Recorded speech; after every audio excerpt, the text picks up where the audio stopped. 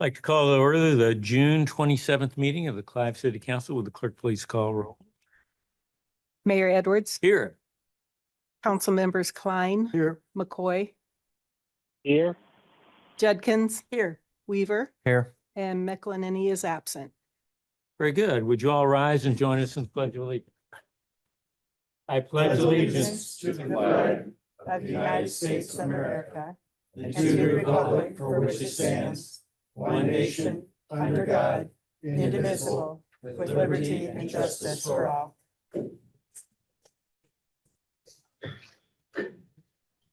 The next item would be approval of the agenda. I'm not aware of any changes. Move approval. Second. Motion is second to approve the agenda. Further discussion? Seeing none, all those in favor say aye. Aye. Opposed, nay. The agenda is approved. Next up, we have our citizens presentation. This is the opportunity anyone has to address the council on an item not on the agenda. While Pete checks to see if there's anyone online, I'll remind everyone here that we support the pillars of character counts, endeavoring at all times to promote and model the principles of trustworthiness, respect, responsibility, fairness, caring, and citizenship. And so in all we do, we expect everyone to operate in accordance with those principles. So do we have anyone online, Pete? No, Your Honor. Anyone in the chamber? Seeing none, we'll move to our first presentation, which is on the very successful Greenbelt Music Festival. And David and Tariq are both here. So welcome, and please identify yourself for the record. I am Tariq Lundy, Operations Manager at Horizon Event Center. I'm David Barker. I'm the owner of the Horizon Event Center. Very excited to have David here join us with us as well. And I believe Gary is online on phone. So he'll be able to jump in with any answers or questions that you guys may have as well. David, did you want to say anything before we get started? Oh, just wanted to say how much we have enjoyed doing business in Clive. I think we have a great relationship with the police, with city staff. Everyone's been very helpful and cooperative, and we're working to kind of make permanent some of our permit and zoning arrangements with city staff. We're looking forward to that. Very good. Thank you, David. And I think it just shows how excited we are and how excited David is about Greenbelt and just the city of Clive and everything we're doing for him to make some time to be here with us. So appreciate that. Let's jump into this wrap up. Greenbelt, seems like just yesterday we were here asking for permission to have an outdoor festival. We officially wrapped up year 2 of the Greenbelt Music Festival. Saw some growth. We're going to start with location demographics. This year we had about 38% of our total attendees came from outside of Iowa. Thanks to some digital marketing and some ads and things outside of the states, but we had about 26 states represented through buyers. This is a big point for us because one of the things we look to if we do Greenbelt a third year is some camping options. This type of crowd, very bluegrass, very much, we added some RV parking this year, overnight parking, which sold out. This type of crowd really much needs that camping. And as you'll see on our next slide, we did successfully help sell out Revel Hotel, Renovo Hotel, Timberline Campgrounds, and Country Inn and Suites. Timberline was very appreciative and very helpful in the process. But I think our next step is trying to work with the city and the Parks and Rec and figuring out some additional lodging efforts, which I believe may be the camping and additional RV. But as you'll see from 2023 to 2024, we did increase ticket sales by 50%. We were able to give about a little over $10,000 to the Clive Community Foundation, giving our efforts to almost $20,000 after 2 years, which if we continue the festival, we'll continue to do. So we're excited about that. One of the things we did this year is we sold a lot more weekend passes as opposed to single day passes, which last year was a very strong Saturday single day pass. This year was the weekend pass, and that allowed us to have about 2,100 people per day, not counting kids, because kids 12 and under are free entry. So we were very happy with those efforts. A much larger bike valet. We had about 300 plus bikes in the bike valet throughout the day, which is an area where we give people kind of a raffle ticket and we park their bike for them in an area and they can come back and get it, which we were pushing people to use the Clive Aquatic Center to park and the trail to come enjoy nature, enjoy the trail, Clive's Main Street, if you will, to access the festival. As I mentioned, $5 of each ticket sold was donated to the Clive Community Foundation. Like I said, we donated a little over $10,000 this year, which we were pretty excited about. About 38% of the attendees, as I mentioned, came from out of state. 62% of attendees were in the state, 25% were from outside of the metro. More vendors, more demand. We did actually sell out of our vendors. We were able to pick up a ton of media coverage again this year. I know last year the mayor even had a couple cameos. It's starting to pick up a little more. We had Omaha Magazine there. We had some bluegrass publications from Nashville and Texas as well. So we continue to kind of grow that brand, which is also giving Clive a lot of coverage, which I think a lot of people outside of the state and outside of the metro thinks that Clive is actually putting this festival on. So kudos to you guys. Would love to see you guys jump in on some sponsorship, as we mentioned before. So we'll talk about that as well. A lot of feedback from the attendees. We got online and asked attendees what they came for, what they enjoyed most. Most of them set the lineup, the family-friendly atmosphere, the free kids, the goats. And then a lot of them said they stuck around for something that a lot of festivals don't have, which is the indoor portion. You know, we market and push the indoor portion, but I don't think people really understand it until they get there, being able to use indoor facilities as opposed to the porta potties outside, being able to step in from the 90-degree weather into air conditioning, and then having a silent disco indoor stage and all those other aspects along with it. So it was a big selling point this year. Last year was about 75 degrees, so it didn't really staple in people's head as much. I think this year people really got the full effect of what we can do with the Greenbelt Music Festival. As I mentioned, we sold out of our vendor spots. We have vendors indoor and outdoor, a huge increase from last year. We continue to just kind of build the brand. And a lot of the vendors are very much the hippie, if you will, type of vendors, which is very artistic, very family friendly, and they are roadies as well. So they as well are looking for more lodging options, such as camping, RV, things like that. So we'd love to continue that conversation if we move forward. Finally, thank you to our sponsors. We upped the sponsorship this year. Was able to bring in a lot of partners, many from the city of Clive. Would love to up that number as well. But all in all, I would say it was a successful year. We look forward to seeing what we can produce next year if we move forward with it. Any questions from you guys? Go ahead, Eric. Yeah, great job, guys. Really a solid festival. All I heard was good things. I Awesome. don't want to speak for the council, but all I heard were good things without a lot of the noise complaints or some of the peripheral type issues you have with an outdoor festival. Couple quick questions. Did you guys hit your numbers? And I know what you obviously you have a strategic number you want to hit. Did you guys hit that? Are you making money with this? What would preclude you from wanting to come back next year? I think there's a lot of options. or Yeah, I reasons. mean, we certainly hit revenue targets. Right. Expenses are high in a festival like this, but we're getting that under control. We expect it to be a profitable, it takes a while for a festival like this to be I profitable, understand that. but we're building it and we expect it to be profitable in the future. So yeah, Oh, go ahead. No, sorry if you had. nope, I was just More gonna mirror what David said is, we hope for that growth. Always looking for more numbers, more attendees, more sponsors, to help with those expenses, but definitely great growth this year. So want to echo what Eric said. I didn't hear any negative feedback at all. So it was wonderful from that perspective. I read all your feedback comments from the constituents and all that's great. I guess my question is, often we learn from the critiques more than we do from the positives. Did you receive any negative feedback, any critiques, any ways to improve the festival? I think more lineup, parking, camping is what we've heard Yeah. leading up to the event and throughout the event. People love the addition of the RV parking, and there's not many festivals that you have RV parking that close to an entrance.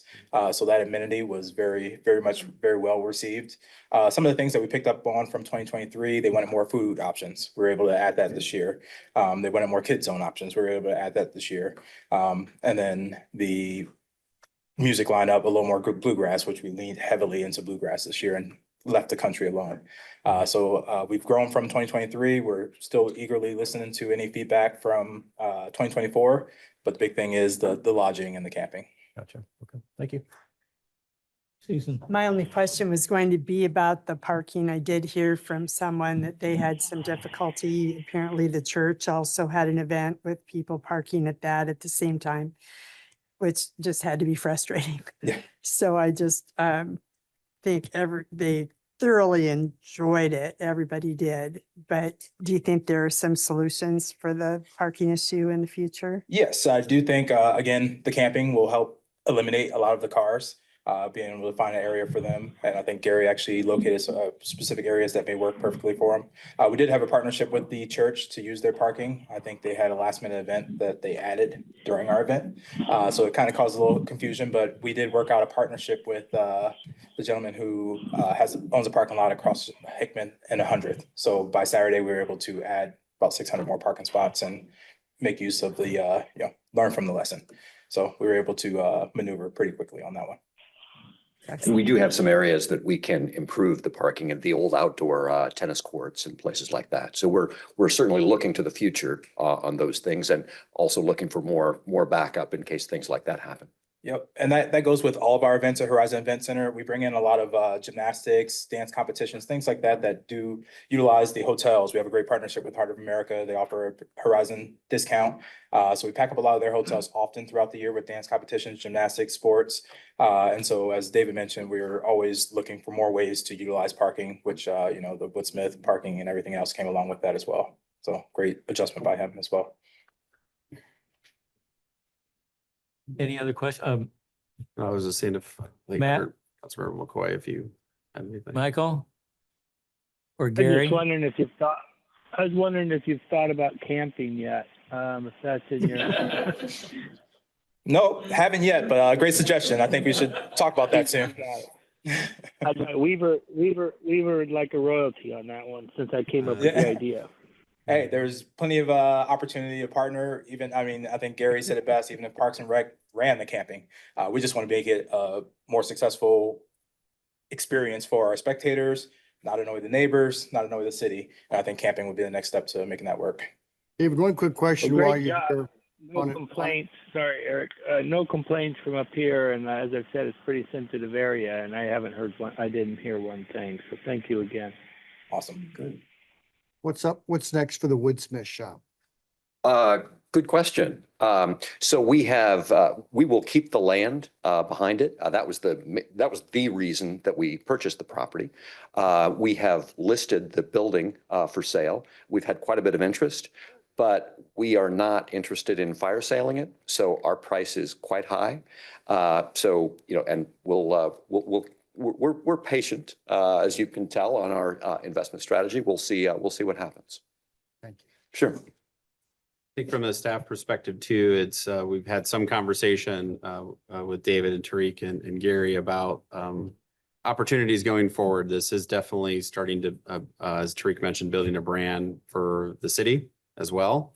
And having, folks from 25 states coming in, getting to experience Clive, I think it'll be something that staff will want to have some more engagement with the council on too, is how we're positioned as a partner or what that partnership looks like maybe going forward as they've had some success here in the first 2 years. Obviously, the camping element of RV piece that Tariq is referring to would likely require the city's property to be considered as a part of that. So that's definitely something we want to gauge council's interest in that in terms of what that would look like. For a festival, having it in that greenbelt space, mainly to the west of the festival grounds. Again, that's something that we've never explored here in Clive, but again, not necessarily, staff doesn't necessarily have opposition. We've got some questions, right, on how that would look. And also, obviously, I know the council is very sensitive to what the neighborhood would say in that particular circumstance. And we have some ordinances we would have to waive, to be honest with you, as a part of that, because we don't allow camping overnight in the green belt as part of one of our city ordinances. So that's something that definitely, as the council reviews this information and has this dialogue, staff would welcome feedback from the council on things that we might entertain for the future in terms of what that partnership looks like. So that's something we will bring up with you in the future, but also welcome feedback whenever on that, as the planning is already starting, I'm sure, for next year's event. So. Thank you, Thank you, Matt. Matt. Gary, did you have anything to add? Yeah, it's going good. If I don't have to say anything, and it seems to be flowing in the right direction. I'm actually out in Eau Claire, Wisconsin, researching another bluegrass festival, which is why I'm not there tonight with you guys, called the Blue Ox Festival, and looking at some of those things. They're in a you know, it's a smaller town, but it's in the town and they have camping and some different things like that. So I think we're kind of all heading down the same path, and we're just bringing up what our demand is. You know, we're listening to the attendees and what they want. And, you know, we weren't sitting there thinking we should add camping. It just came up as, you know, the big thing that popped up to us was the number of people coming from out of even the state. I didn't expect it to be such a high percentage. And when you're driving that distance to come to an event, obviously you're probably going to stay. So I think there's a lot of things we can look at in terms of like the economic impact that comes with that from the hotels and even beyond. But yeah, we're just excited. We had a great experience with the city and the staff and the police and all that stuff that was already said, and looking forward to, you know, figuring out the next one. Thanks, Gary. Anyone else have any questions or anything else to add? Well, congratulations. Thanks. Thank you, guys. Thank you. Great. Thanks very much. Next is consent. Move approval. Second. Motion second to approve consent. Further discussion. Seeing none, will the council please vote? And will clerk please post that vote?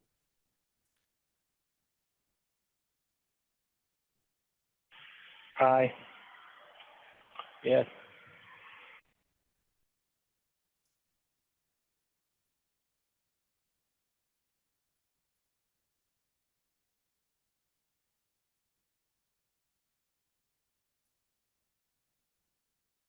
And that passes with 4 affirmative votes. Next up, we have a public hearing. Did we publish the appropriate public notice? Yes, Your Honor. It was posted in the Des Moines Register on June 12th of 2024. Thank you, Jim. Thank you, Mayor. We received bids last week on a second overlay project. For this year, we will be on Country Club Boulevard from University Avenue north to the boat ramp access just north of Cedarwood. We received 5 bids. Breakdown of those bids are included in your packet. Good prices again. Continuing to see those, which is great. Des Moines Asphalt and Paving is the low bidder. As a reminder, they were the successful low bidder on the project earlier this year that's in the early stages on Hawthorne Drive. So they'll be using the same subcontractor for the patching as well. So we're pleased with that lineup again moving forward. Done a lot of work with both those firms in the past. One final note on schedule. Haven't had a lot of discussions with the contractor. We are later in the year than we typically are letting these. So expect that to kind of go to the end of their queue as they have that lined up. There is a completion date of May of next year. That was done intentionally. Again, letting it a little later, wanting to ensure we get some good prices. So we'll just kind of have to see how that fits in. We're certainly hopeful that at a minimum, they'll be able to get the patching done this year. But you know, as we move forward, as always, Mother Nature and other things will kind of dictate what we can and can't do. With that, we'd be recommending award to Des Moines Asphalt and Paving. Happy to answer any questions. Questions for Jim? Yes. So Jim, would we close Country Club down itself, or would we have one lane open at a time? How would that work? Because that Well, during patching, they'll maintain one lane. So the initial stages, they'll be able to, traffic will be able to cycle through. During the asphalt overlay, those 2 or 3 days that we're doing that work, there will be full closures for that. So it's just 2 or 3 days though. Right. So a couple lifts of asphalt, so hopefully just 2. But again, depending on weather, it could stretch out just a little bit, but not past that much. Jim, I know we've done a Zoom call with the neighborhood. What are the kind of community outreach we're doing to let them know what the project is, what the timeline is? So once we get the schedule firmed up, we have some kind of typical mailings that we do. The first one is just, again, kind of reiterating that process with what the project looks like. We also have contacts with the HOAs there, so it's a good way to push out information that way. When we get closer to the actual paving, we follow up with the second formal mailing, kind of firming up those dates as much as we can. Once we get within 24 hours or 48 hours of knowing that they're targeting a certain date for the overlay, then we do door hangers in conjunction with the contractor on that, just in case anyone still hasn't heard about it. Pete, we have a status on a website on that then? Is that? Jim, we do have our project page up, but I'm not sure if we've included this segment in that description of the project yet. We'll have to double check that. We have not. The Country Club Neighborhoods project page, right? Right. but this, We'll include more detail on this one now that once we get closer, yeah. right. So with each of these there are enough sections, including what's happening up in your neighborhood, Councilman, where we'll want to make sure we're putting updates about each of the sort of pieces of the project, and Jim and his staff do a great job using those email lists that we create to get the information out to folks. We haven't had built up such a substantial list yet of interested parties. Most of our touches with your neighborhoods have been through the HOAs, and so we would appreciate their support distributing out information out to folks. And once we have those specific dates, I think that'll be a pretty easy ask for us to make to those HOAs. Yeah, those mailings always are pushing for the email addresses. The initial one doesn't get a lot. The second one, when they realize that some asphalt's going to go down and there's going to be some limited access, we typically get a few more at that point. And that's the best way to get the information out on those sorts of things. And we've asked the HOA, the CCOA one specifically to be sharing this in their own newsletters too. We did that. We made that request and sent information to them following that Zoom call that we had with the board. And that's the same of the Country Club West board as well. So hopefully that there's also another way that this information is getting out. Again, as a reminder to the council, this project, you know, was added as an additional project. We weren't planning on doing this for about 2 years, but due to the good bidding environment that we saw on our projects earlier this year, we found the financial capacity to add this project and move it up. It was originally scheduled for 2026, if I recall. Knowing that Country Club Boulevard specifically was an ask of the neighborhood, and moving this up as an asphalt overlay, knowing that the full reconstruction was going to take many more years to due to the cost of that. And also the utilities aren't really there yet. This is definitely one of those projects that is a new one added to the list. Makes it 7 road projects for the year. Great. Other questions for Jim? Otherwise, I'd entertain a motion to I'll move close to close the public hearing. Second. Motion second to close public hearing. Further discussion. Seeing none, will the council please vote? And will the clerk please post that vote? Yes.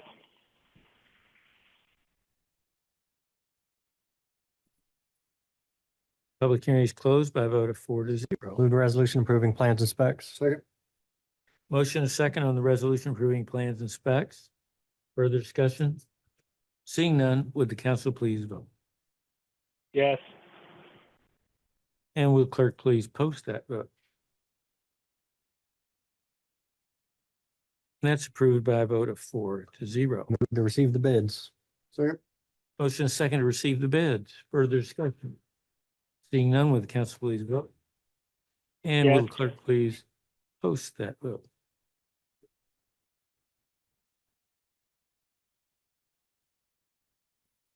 That passes by a vote of 4-0. And move the resolution awarding the contract to Des Moines Asphalt and Paving for $626,000 and $36 And 25 cents. and 25 cents. Second. I can't read. Motion and a second on the award of contract. Further discussion? Seeing none, will the council please vote? And will the clerk please Yes. post that vote? That passes by a vote of 4-0. Thank you, Jim. I'm still jet lagged. Yeah. All right, Jeff, you're going to talk about this WRA resolution, but the first thing I think we need to do is to vote to take it off the table. So if I That is have a motion. Move to take the resolution off the table. Second. Motion second to take the item off the table. Further discussion? Yes. Seeing none, will the council please vote? And will the clerk please post that vote? And by a vote of 4-0, it is off the table. Your turn, Jeff. All right, at the June 13th meeting, we had a public hearing for this process. The actual agreements themselves were not ready. The easement documents weren't quite finalized. We have them finalized now. They would be on the consent agenda if we hadn't had to table them. So they're here for your approval now. If you got any questions, I'll be glad to answer them. Any questions for Jeff? Otherwise, we need a resolution. Move the resolution. Second. Motion second on the resolution. Further discussion. Seeing none, will the council please vote? And will the clerk Yes. please post that vote?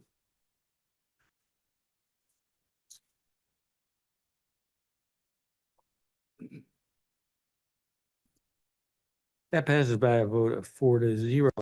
Our next item, number 3, similarly situated, needs a motion to bring it off the table. Move the resolution to take off the table for, Second. Motion second to bring it off the table. Further discussion? Seeing none, will the council please vote? And will the clerk please post that vote? And that passes by a vote of 4-0. So tell us about Mid-Am, Jeff. Same situation. Easement documents are now ready to go with your approval. I'd entertain a resolution. move the resolution. Second. Motion second on the resolution for the Mid-Am easement. Further discussion? Seeing none, would the council please vote? And would the Yes. clerk please post that vote? That passes by a vote of 4-0. Thank you, Jeff. Thank you. Now we're up to animal control. Matt. Your Honor, this is the final consideration of ordinance 1146, again amending the animal control, protection and control section of the city code related to dangerous dogs. We haven't received any comments since the first and second readings were approved, and we would recommend approval. Well, Councilmember McCoy, do you know what to say? Yeah, something about whatever third reading. I'll move that ordinance number 1146, having been considered placed upon or be considered placed upon its passage and adopted. Second. Very good. Further discussion? So proud of him there. What a great pupil. Thank you, Sensei. Motion and a second. Further discussion? Seeing none, will the council please vote? And will clerk please Yes. post that vote? In your honor, following approval of this, then we will schedule time for Councilmember Weaver, McElhenney, and I to get together for an animal review board meeting to approve the updated administrative rules that we've drafted that relate to this code update. So we'll do that probably maybe prior to a council meeting in July, maybe, or August. Can't wait. I know you're excited. Thanks, Your Honor. There's no better group that can deal with the animals than that three. That's perfect. For the record, that vote passed by 4-0. Ordinance number 1146 is declared to have been enacted. Next, we move to our 86th Street discussion. Matt. Thanks, Your Honor. Included in the packet, just wanted to provide kind of a memo, kind of brief update on some activities that have been happening around our 86th Streets activation project, particularly for property owners. I won't necessarily go through every point in the memo, but wanted to lay out some kind of key questions that staff was thinking about in terms of key property owners and stakeholders to engage in the neighborhood. With two of the dominant ones that we wanted to focus on were the school district and Glacier Properties. We talked at the last council meeting about Lanand Park and some of the provisions there that we're looking at as a key top priority project for the council, and some interactions we'll be having with Glacier here on some property asks related to Lanand and then the Harbach Boulevard reconstruction project. One thing that I wanted to particularly call out, I mentioned in the memo, was is the engagement we're having with the West Des Moines Community School District right now, particularly related to Crestview and opportunities that the school district has jointly with us, or an interest jointly with us in terms of doing a better job of engaging that neighborhood down to the resident level as well as property owners, but particularly down to the resident level and those, especially the parents of the kiddos going to Crestview. And so we came together and identified some kind of common interests that we have and started to work through a process, particularly between the two communication staffs, but we've been engaging, we've had leisure services staff and others involved, of coming up with what are some joint programming, some joint communications that we can work on. And one way we've looked at to kick this off, and I know I've sent you all kind of information on this, at least some initial information, is kind of a back to school kickoff event in early August to start to talk about some of the things that the school district is looking at, but also some key projects that we're working on in the neighborhood and how can we get a big audience there. The school district tends to have a pretty dedicated audience with the parents and kids, and some opportunities to also expose them to a lot of things that the city is working on in that neighborhood. Lanand Park, the temporary park we'll be working on in the flood prone property buyout area, some other kind of 86th Street neighborhood plan pieces, but we've got some pretty big hooks, particularly with Lenan Park, that we want to, as we talked about at the last council meeting, we want to start engaging the neighborhood on key aspects of the park, whether it's the playground and the splash pad, that we can start to get input. So we wanted to create this kind of kickoff event for the school year and showing kind of the city and schools working together to engage the neighborhood. What may come after that could be, we're hoping to be, is continued activity, particularly on joint communications. Ideas we've kicked around is maybe a joint newsletter that's really focused for that neighborhood, that comes jointly from the school and the city, that really speaks to specific things happening in that neighborhood, maybe definitely probably looking at it in multiple languages. How can we be more intentional with our engagement with that neighborhood? We're very curious to see too, as the resident survey results are coming out, and Pete and Molly are starting to dig in on those to present to you later in July, is what are we also hearing from that neighborhood, from that resident survey, that we can also share with the school district and really start to think about some programming. Longer conversations that we're also having is, and we've talked a little bit about the future of the Harbach Center. Obviously, Crestview is a major facility in that neighborhood, and they've just, the school district has just made some major investments in that facility. What are some things that we can do, particularly potentially jointly down the road? Is there a need for duplication of services, particularly, you know, to libraries, to recreation facilities where you have a gym at Crestview, and we've got the apparatus bay at Harbach? You know, thinking about the long-term plan of Harbach, I can tell you from those conversations, the school district is very open to the possibilities there, and further encouraging us together as, you know, using taxpayer resources wisely and not duplicating services in the neighborhood. So those are kind of mid to long-term conversations that we're having. So we're trying to come up with a balance of some short-term activities to really grow this partnership. Also, the superintendent and I have talked about ways that we can have the elected officials engaged too, from both the city and the school district. And so don't know what form that will take. We've talked about maybe the potential of having a liaison between each body, getting together with the superintendent and I and on a regular basis, maybe quarterly, just to talk about ways that we can work together. So a lot of things are moving, but this big kickoff event in August is where we're focused right now.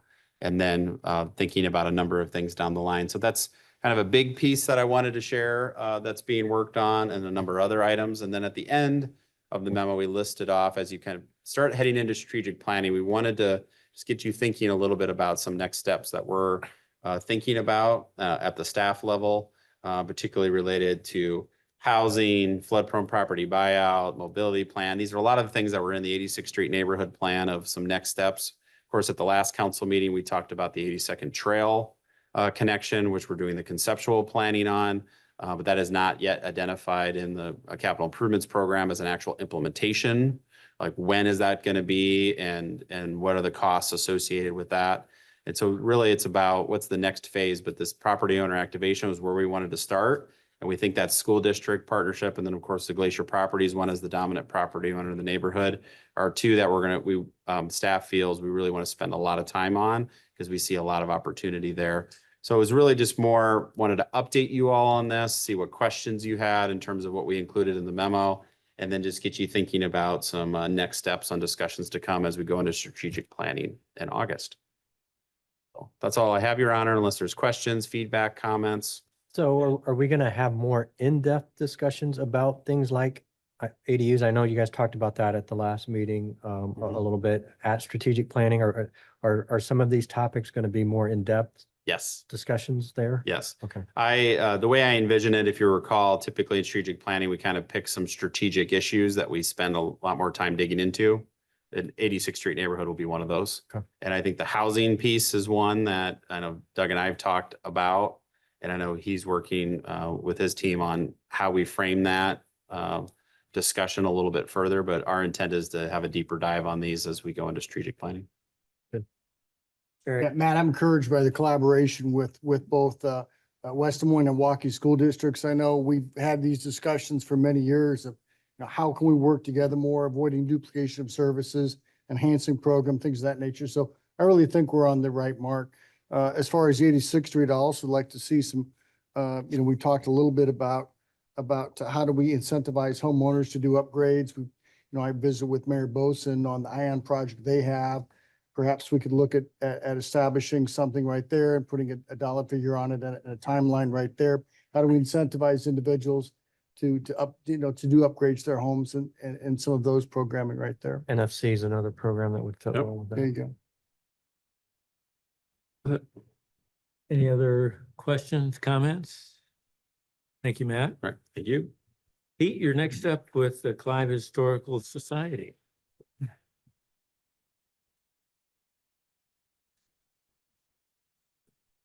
Thank you, Your Honor.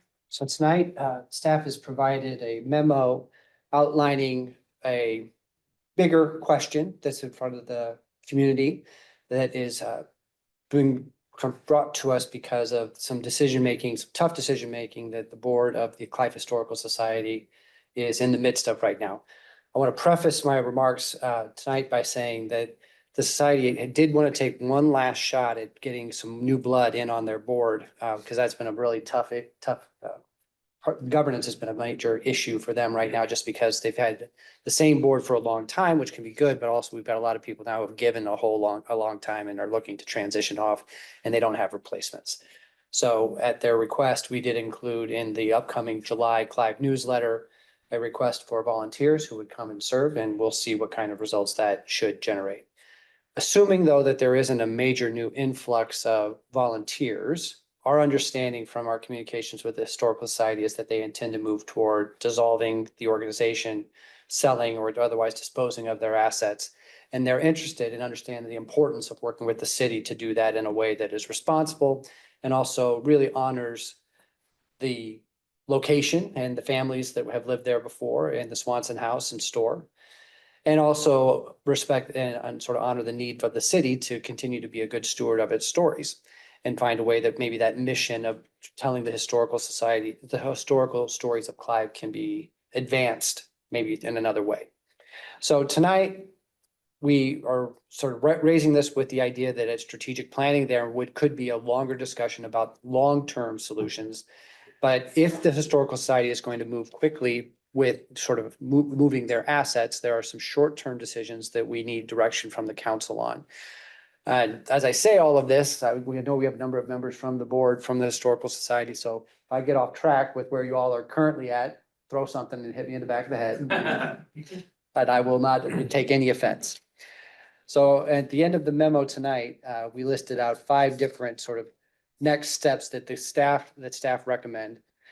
The first one that we recommend has to do with the actual Swanson House. Currently, the Historical Society leases that building from the city. The house and the park are owned by the city. If the Historical Society does make formal notice that they tend to dissolve the lease, and they can do, that starts a 6-month time frame according to the lease documents, though we could probably come to a different agreement on exactly what that time frame might be. The city right now or staff does not see a need to continue programming in the house. And so we would move forward with just mothballing it until there's a larger strategic direction provided by the council on how we should deal with that structure. The second recommendation has to do with some of the assets that are in the house and also then in the depot. Based on what we've heard from the Historical Society board, they'd be okay with giving the city some sort of first pick of those items that are really special to Clive's story, really special to Clive's history. We know that there are a number of assets specifically in the store that are more generally about the time period and not specifically about Clive. Some of those we think probably have less value, but the special photos and documents that are very specific to Clive, we would recommend gathering those up and then storing them temporarily in a more climate controlled situation at the Harbach Center. And then making some decisions about how we might be able to make them accessible, maybe through the library, adding to the collection that we have at the library, making it easier for folks to get in and use those documents, review those documents, and enjoy learning about Clive's history. We do think, moving to number 3, that there is value still in the depot itself. That is very Clive specific. It used to be across the street on Swanson Boulevard and was then moved over by the Historical Society to the current location. The depot is owned by the Historical Society, as is everything that's in it. We do think there would be some value there, if the city wanted to leave it at that park location or potentially move it to a future park location. But it's, we think that that one would be worth taking and also sort of mothballing until we have a settled strategy for how we would use it in the future. After all of that sort of first pick work was done and kind of everybody reaches agreement on how we would handle the buildings, then that would kind of clear the way for the Historical Society to start moving with the liquidation of all their other assets. So these would be things where you maybe have antique, folks who like antiques, people who do this type of collecting, maybe other nonprofits that would be interested. It would be up to them to move those things out, including the caboose. We don't see as a city that there's any real unique Clive story to that caboose. And so it would be up to the Historical Society to move that out. There is also some cash on hand that the Historical Society has, and they will need some of that certainly to sort of wind down their operations. It's possible if there are funds still remaining, and there's just been preliminary discussions on this point, but those dollars could potentially then come to the city for us to continue the mission of the Historical Society, maybe digitizing some of these documents, otherwise putting them in a place where folks would be able to come and still enjoy them and use them and benefit from them. So those are some of our immediate term recommendations right now. Happy to answer questions, and I'm sure our friends from the Historical Society are happy to answer questions as well. Questions for Pete or members of the Historical Society? They're here. Ted? So I agree with your 5 steps. I think they're logical and it's a fairly smooth transition. I'm interested though with the keeping the depot but not the caboose. To me, they kind of go to hand in hand. What's the thinking there? Well, I mean, like if we put it in a park, it would kind of be themed. So I don't know. I'm just a little surprised by that. Just speaking for myself, we've brought this question up, since there's a lot more still thinking that we all need to do collectively, but a couple of things that come immediately to my mind. One, it'd be very, very difficult to make the caboose accessible to all different types of users. It's difficult for an able-bodied person to sometimes walk in there and get through those narrow passages. Second, if we did keep it, we would want to go through a careful evaluation of the materials inside of it. Are we getting into an asbestos situation? Are we getting into something else that we might need to remediate? And with that, what would be the cost of remediating that? Then we'd also want to understand if we're going to hold on to it, but not keep it in that location.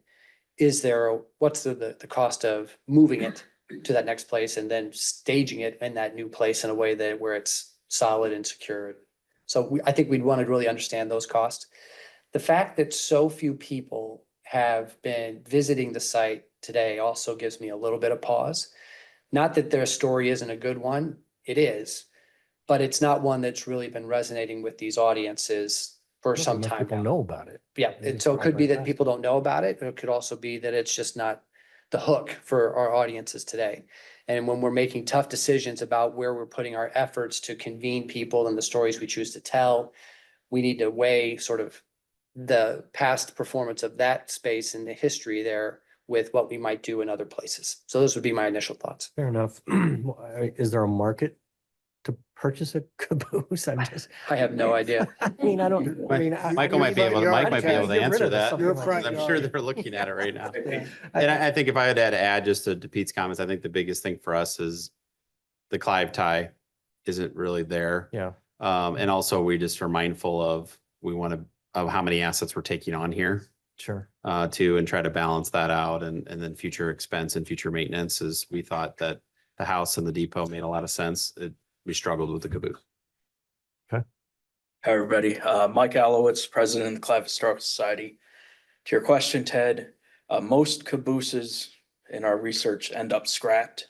Some of them go for $3,000 to $4,000 because there's a lot of cost associated with crane lifts, moving them, getting them onto a flatbed car to then be transported somewhere, and another crane to get them off. So for the most part, the market is very small. What I would assume. Yeah. Thank you. Yeah, Mike, in past years, I remember, we did the Christmas lighting, and I'd take my boys every year to that. On Labor Day, you guys had some great programming with a lot of events.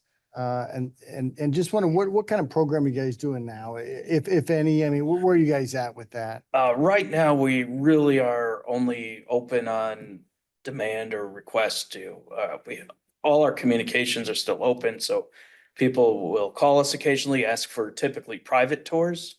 The past several years, we did, the West Des Moines schools brought kids down from Crestview. They walked down 86th Street and toured, and the Clive Summer Camp brought kids over. But as far as formal events, we haven't had any, I think we've had 2 since COVID shut down. And the interest was far less than it used to be. We've tried open houses with putting a sign out front. And sometimes we'll get people who would pop into Brugger's and they'd come in, but we originally tried to be open for 4 hours, like from 10 to 2, and we'd get maybe 4 people coming through. I know in the past, we used to do kind of a luncheon right there at Oshine Plaza too. That's kind of moved around over to the aquatic center. So I get it. There's transition and things change and. Yeah, no one wants it to fold, but I've got 2 board members that have been on for more than 10 years.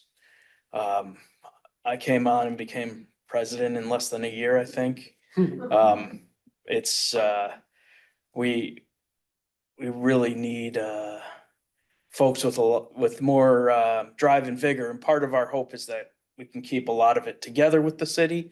And if those people come around in the future, like Les and Sharon originally and their friends, then there'll be something preserved that they can build off of.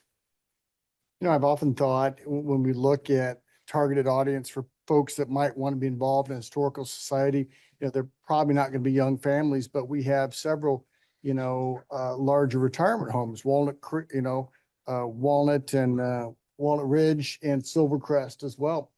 Might be folks that have more time and interest in that particular subject that, you know, could be recruitment grounds right there. And I'm not sure how we reach out to those folks, Pete, but you know, if we're going to try to do a last ditch effort right there with the newsletter, perhaps the website, and perhaps, you know, that might be fertile recruitment grounds. One thing I would add to council member is, you know, with this occurring, you know, staff, as we've talked about it too, we're reflecting upon kind of the format, you know, of historical societies. Again, I think credit to Mike and the other board members for, you know, working very hard for a long time. We just wonder what the future of that looks like, right? I think, you know, opportunities like, you know, situations like this present opportunities for us to maybe rethink about even how you tell the story of a community's history. Obviously, this particular format is very specific to a certain time of Clive's history. Of course, you know, there's the growth and development of Clive has been very unique in terms of a lot of people joke about our shape, right? There's a story to be, you know, there's other stories to be told. And so, you know, of course, there's a lot of work that would go into that and research. And then what does that end product look like? Does it have to be a physical site? Is it in a digital format or a story or a video or other ways? Engagements through our library that we could have with authors and different, so this is the longer term conversation in terms of rethinking maybe even how we tell the community's story and thinking about what's that like for current audiences and future audiences, knowing that, you know, maybe this format doesn't make sense for Clive. What other formats may make sense for Clive to really do that storytelling? And that's, again, this presents us an opportunity to step back and maybe think about that a little bit. And what the city's role is in that piece, so. Other questions or other things to discuss? So, General support from the council in terms of this direction. Yep. And then during strategic planning? We'll dive deeper.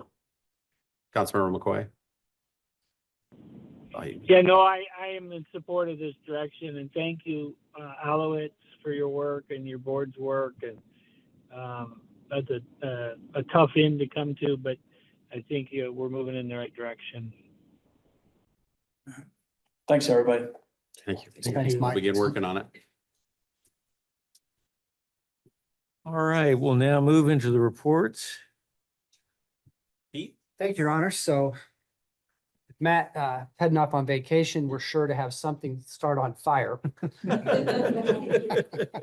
Because every time he's gone on vacation since. It's only I've- happened twice. No, it's happened 3 times. What was the Well, third? Pete, I gave you my Twice thoughts was earlier, the so- same trip, though. Let's hope Not nothing. to scare catches- anybody, but that's happened. That's not, I am hopeful, knocking on all the wood up here, that that doesn't happen. I do use that though as a way of saying that next week we're gonna be talking about fireworks a lot. And Did with you just fireworks- knock on Weaver's head? Close enough. Close enough. So we will be having extensive communications with public safety teams to make sure people understand that if it flies, if it explodes, if it's anything except for a sparkler or a snake, don't do it. Don't do it in Clive. It's not allowed. You don't want it. Bad idea. We will certainly still have those folks who do it, and northwest corner where it is pretty much legal to do everything you want. In Waukee, there's always a little bit of confusion about where things are going, but we've had too many near misses with this, and we want to make sure that people celebrate safely, and we'll get that message out very forcefully over this coming holiday period. Matt alluded to it a little bit ago. We did get some raw data back from the survey. We haven't seen some of the summary information yet, so I don't have it in a position to share with folks yet, but I think everybody's going to be very happy with some of the ways that your work has been graded out by people that you represent. So I look forward to a very positive discussion with everybody as we get into July. Any questions for Pete? Do you have the non-emergency number memorized, Pete? I do not have the non-emergency number He does memorized. We will be, 223-321. well, that's easy. I should be able to remember that. My phone is for. So- Call Westcom. That's the way to do it. Call Westcom. Well, the non-emergency number if you have fireworks. Exactly. We still have Thank you. Matt's cell phone. We could get a hold of him. Won't be answering it. All right.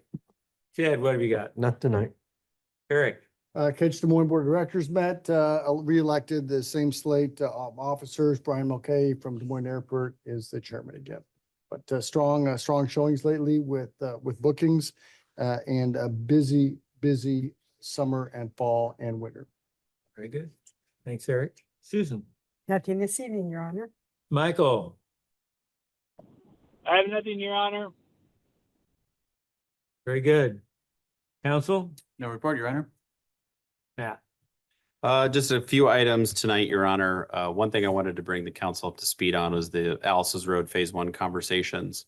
I'll be sharing some of this in my weekly update to give you some visuals in terms of some things that we're talking about. As I shared before, there's been some hesitation from the Waukee Council on the number of roundabouts that we were proposing in the Alice's Road corridor. We had a neighborhood meeting or a public meeting that were both Waukee and Clive residents were invited to on June 11th. I'll share with you some of the specific public feedback we received. You'll see it's kind of a mixed bag between roundabouts, fans of roundabouts and not so much fans of roundabouts. One thing that we're working on right now and asked Snyder and Associates of the design team on this is looking at potentially shortening up a Phase 1 to include, still include the Horizon Drive intersection, but looking at a signalized intersection at that particular spot. It's going to be more of a 3-leg intersection for quite some time. There's a little bit of development parcel to the east, but it's a small part of Clive. It's mostly more driven by Waukee's development to the south. This is the intersection that would be just north of the current kind of relatively large traffic signal that's at Hy-Vee there. So this would be the intersection to the north. Because of its basically how close it is to that signal, we're looking at a potential compromise of looking at a signal there, but then a roundabout at Boston Parkway. If you look at it on a map, Boston Parkway in both communities goes pretty far in east and west direction. And so looking at that as a roundabout. And then the biggest question is what happens at Delwood. So Delwood is the next intersection, if you look at the spacing of about 600 feet between from Boston to Delwood, and then you get to Douglas. So Douglas and Alice's Road is not a part of Phase 1. And that actually, the final design of that is currently being studied, but because there's federal funding associated with that Phase 2, there's some things that we have to go through to meet DOT requirements. So there isn't a decision ready to be made yet on whether Douglas and Alice's Road will either be a traffic signal or a roundabout. I know that particular intersection was one where the Waukee Council had some hesitation. So in my conversations with Brad Dietz, City Administrator Waukee, is we're a little hesitant to make a final decision or a final recommendation on Delwood until we know what's going to happen at Douglas. So one thing that we're asking Snyder to look at is, could we shorten phase 1 to include Horizon, Boston, and just short of Delwood as a part of phase 1? That's a phase 1 that's actually more likely to get done in one construction season because of the scale of the project, is potentially looking at that to give us more time to really dive in on Delwood and Douglas and what might happen there. Because we've got a situation where everything on the Waukee side is developed, and there isn't any development on the Clive side in this particular stretch of phase 1.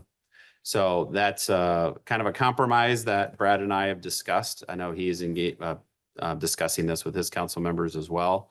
So we're waiting to hear back from Snyder of what's the pros and cons of shortening up that phase 1, because then that portion with Delwood North would be included as a part of the phase 2. So we're trying to make sure, is there something that we're not seeing that would cause a problem there? But I'll share some visuals too with you all of what that kind of looks like. But that's where we're at this point on that Alice's Road conversation. If there needs to be further engagement, particularly directly between the elected officials, we'll let you know. We haven't seen that quite yet. But we know we've shared our position that we think that the longer term vision, that roundabouts make sense. But obviously in this phase 1, we've got to come up, with a joint decision here with Waukee being on the west and us on the east. As we get further north, the phase 2 component that includes Douglas and Alice's, you have where Clive is basically 3/4 of the intersection, and then Waukee being the southwest corner. And then as we work further north, it's all Clive between Douglas and Meredith. So working through that between two communities can always be fun. But that's where we're at this point. And what I wanted to get is just anything that jumps out to any of you in terms of hesitation. We think we're at least coming up with a reasonable compromise at this point. But again, if there's something that you think we're going on the wrong track on, by all means, be sure to share that with us. One thing I wanted to, the chief just gave me an update today. We have, in the last 2 weeks, we haven't had any new calls or complaints related to bridge jumping on the Campbell Park Bridge. So I think that's a really good sign. And no citations issued either. So I think we've seen compliance, which is what we were hoping for. We've had new signs up that talk about the jumping, no jumping prohibited. So hopefully they've moved on to wherever else they moved on to at this point. So we're back, at least for right now, knock on wood, down to where we were before following the uptick in 2020. One thing just to keep on the council's radar, we're of course continuing to monitor, Des Moines Water Works continues to monitor nitrate levels in our source waters in the Raccoon and the Des Moines rivers. They continue to be trending higher than EPA limits in terms of the source, the raw water. And then with the denitrification facility and other blending of water from Moffett Reservoir and ASRs, keeping our drinking water at the acceptable standards below the kind of the 10, and I think it's milligrams per liter. I can't remember what it is. What's that? Milligrams per liter as nitrogen. Yeah, there you go. See, right now we're able to stay below that number, but we're getting closer to it. And of course, it's not so much there's plenty of water in the rivers; it's more of what is in the water itself. So at this point in time, we've been getting enough timely rains where the demand on our water production and the metro as a whole hasn't been high enough where the denitrification facility hasn't been able to keep up. But again, if we get a dry stretch of hot weather and if the nitrate levels are high, then there may be the need to implement voluntary reductions at first of irrigation and then more mandatory type levels. And this is all part of a water conservation, water shortage plan that all Central Iowa Water Works communities, entities have agreed to. So again, nothing at this point, but as things, we'll see how the weather looks in the next week and a half, but If there's anything that needs to be implemented, of course, the city will be using all communication methods to do so. And then a lot of earned media would be happening as a result of that from all of the Central Iowa Waterworks entities, but nothing at this point, but just wanted to keep it on the council's radar. And plenty of water, just what's in the water. That's a little more challenging right now. Matt, with all the rainfall up in northwest Iowa, and I know that I think Fort Dodge crested today, how do we see this impact Walnut Creek? It shouldn't have any impact to Walnut Creek. Sometimes we'll see some impacts to Walnut Creek when the Raccoon is substantially high. Again, a lot of that heavy rainfall did not fall in the Raccoon's watershed. The Raccoon is at a higher level than it has been for a number of years because we've been in drought for the last 4 years. But usually if we see the Raccoon really high, sometimes we can have a condition where if we get a major heavy rain event in Walnut Creek, it might take a lot longer for it to push out because of the creek, the river that it's falling into. The Des Moines doesn't really impact us like that. And with Saylorville, more than capable of handling the water that's coming down at it. And they're going to be multiple feet, 7 to 8 feet below the emergency spillway. That should not have any impact on Walnut Creek. Unfortunate for Northwest Iowa, historic, very difficult, challenging flooding that they're having in those communities up there. And just so you know too, when resources are requested, that usually comes through either the emergency managers. Sometimes we'll get requests even all the way as far down as Des Moines. If those requests are made, we're definitely always willing to help communities out. There hasn't been any formal requests made of any metro communities, at least that I'm aware of. But if they are, there's statewide mutual aid compacts that cover all of that. If they need resources to help them out, we're more than happy to do that from the metro area. But as far as I understand, that hasn't been requested at this point. But very challenging. So, and then I'll be on vacation starting tomorrow and then back in the office on Monday, July 8th. Do you want to say anything about what you'll include in your letter about remodel?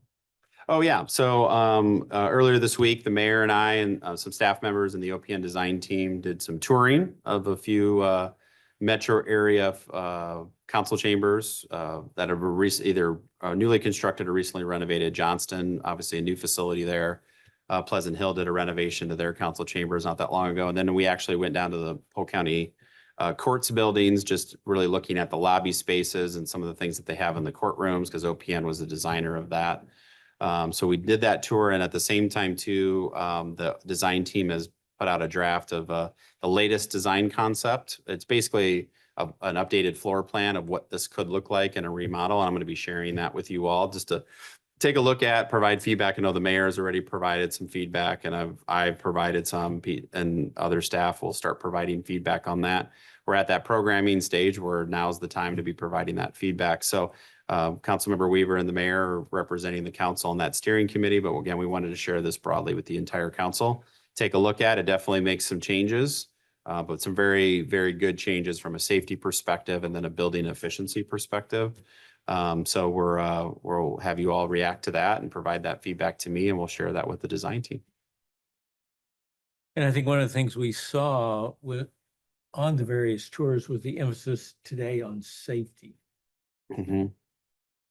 In multiple ways for ingress, egress, emergency ingress, egress, and some definitely some things that we saw that we're gonna definitely remember and think about how we would incorporate it, and some things that they would have done differently. You know, now obviously some of these have been designed a number of years ago, so definitely some things we're looking at incorporating, and also being very mindful, particularly in the council chambers, of how we set the room up to be very much a multifunctional space. So the library and rec team can use it for programming, because obviously in this building we have limited square footage. So this room has to serve multiple purposes in a remodeled format because of how we need to rearrange spaces and add restrooms in different locations. So that's also something we're thinking very hard about, is how that can be a truly multifunctional room and not still have the dais and still have the presence that we need to have as it being a council chambers, but then how can it also serve a lot of other uses? So I'll have your honor unless there's questions. Questions, quick follow-up on Central Iowa Waterworks. We talked about the capacity issue, the nitrate and so forth, but going forward, there is not enough capacity to meet the demand. that's coming down the pike. So Saylorville, that addition will be about $160 million.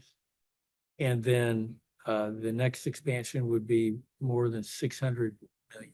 So 160 million. So we're talking substantial amounts of money. The bulk of that goes for watering lawns. The bulk of that goes for watering lawns.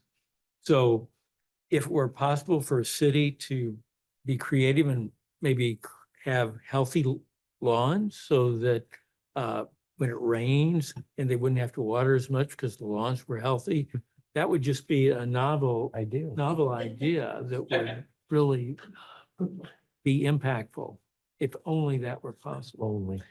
So anyway, I'll get off my soapbox on that, but just wanted you to know that that's one of the challenges they're facing is figuring out that capacity and what they're going to need to add and seeing if we can educate the public to look at alternatives to excessive watering. Anyway, anything else for the good of the order tonight? Seeing none, we'll adjourn at 7:05.